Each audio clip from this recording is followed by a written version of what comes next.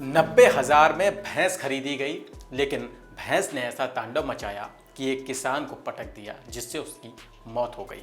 हालात इतने खराब हो गए कि केंद्रीय मंत्री को गांव जाकर हाल जानना पड़ा। कहाँ की है ये घटना और क्या है पूरी खबर जानेंगे इस वीडियो में। नमस्कार, मैं हूं गौरव मिश्रा और आप देख रहे हैं न्यूज रूम पोस्ट।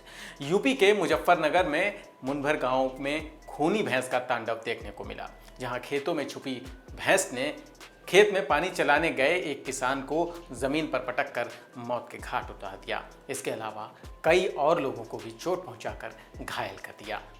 थाना भोरा कला क्षेत्र के निवासी रमेश ने 4 दिन पहले ही अपने किसी रिश्तेदार से 90,000 रुपए में यह भैंस खरीदी थी।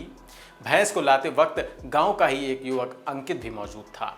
जैसे ही गाड़ी से भैंस को उतारा गया तो वो बिदक कर भाग खड़ी हुई और इस बीच ग्रामीणों ने भैंस को पकड़ने का प्रयास किया, लेकिन भैंस किसी के कब्जे में नहीं आई। वहीं भागते समय अंकित, जिसकी उम्र 24 वर्ष थी, वो भैंस की चपेट में आ गया, जिससे वह गंभीर रूप से घायल हो गया। उसे तो आनन फानन में अस्पताल में भर्ती किया गया, जहां उसका इलाज किया जा रहा है। वहीं इसी बीच गांव में सड़क की मरम्मत का काम भी चल रहा था। 2 मजदूर भी भैंस की चपेट में आ गए, जिससे वो गंभीर रूप से घायल हो गए। वहीं एक किसान अपने पशुओं के लिए साइकिल के द्वारा चारा लेकर गांव की तरफ आ रहा था, उसे भी भैंस ने अपना शिकार बना लिया। हालांकि गनीमत यह रही कि उसकी साइकिल टूट गई, लेकिन उस व्यक्ति की जान बच गई। लेकिन ग्रामीणों के मुताबिक भैंस का गुस्सा अभी भी शांत नहीं हुआ।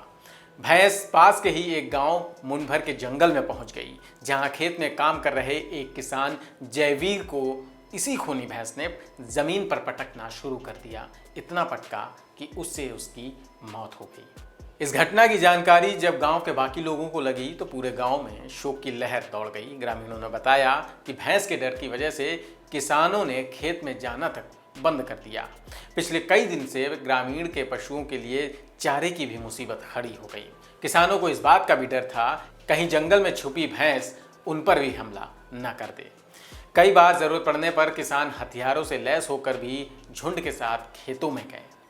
इस पूरी घटना की जानकारी केंद्रीय पशुपालन, डेयरी और मत्स्य राज्य मंत्री डॉक्टर संजीव बालियान को भी लगी। तो उसके बाद संजीव बालियान और बुढ़ाना से पूर्व विधायक उमेश मलिक मृतक किसान के घर पहुंचे। उन्होंने मृतक किसान के परिवार को सांत्वना दी।